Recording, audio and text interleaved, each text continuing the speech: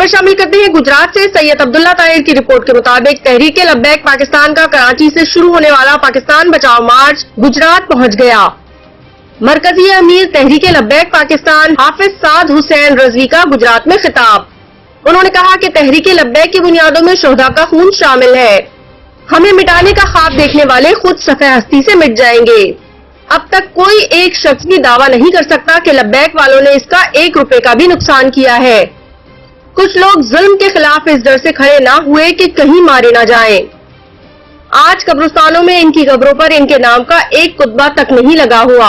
उन्होंने मजीद कहा कि हमसे सवाल करते हैं, आप मुल्क कैसे चलाएंगे? कराची तक गुजरात बेसरो सामानी के आलम में तारीखी लॉन्ग मार्च कर सकते हैं तो मुल्क भी चला सकते हैं। हम कहते हैं FIR, नैब और एजेंसियों समेत ताकत के तमाम इदारे तुम्हारे पास है। कराची से आज गुजरात पहुंच गए हैं। कोई भी अलीम खान, जहांगीर तरीन, फराह गोगी जैसों का 1 रुपया भी साबित करके तो दिखा दे। लॉन्ग मार्च के दौरान बारिश, आंधी, तूफान का सामना किया, मगर मजाल है जो एक बार भी शिकवा किया हो कि मरने लगे हैं।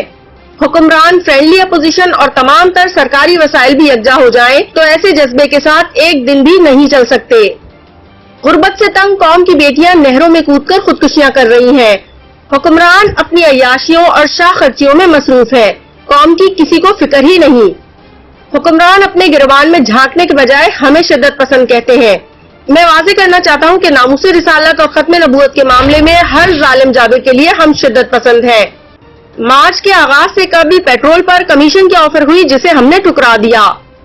जिनका सौदा बाजार मुस्तफा सल्लल्लाहु अलैहि वसल्लम में हो चुका हो, उन्हें दुनिया की कोई ताकत नहीं खरीद सकती। हम कारकुनान जानते हैं कि ये सफर सरमायादारों, कीमे वाले नान और बिरयानी वालों का नहीं है।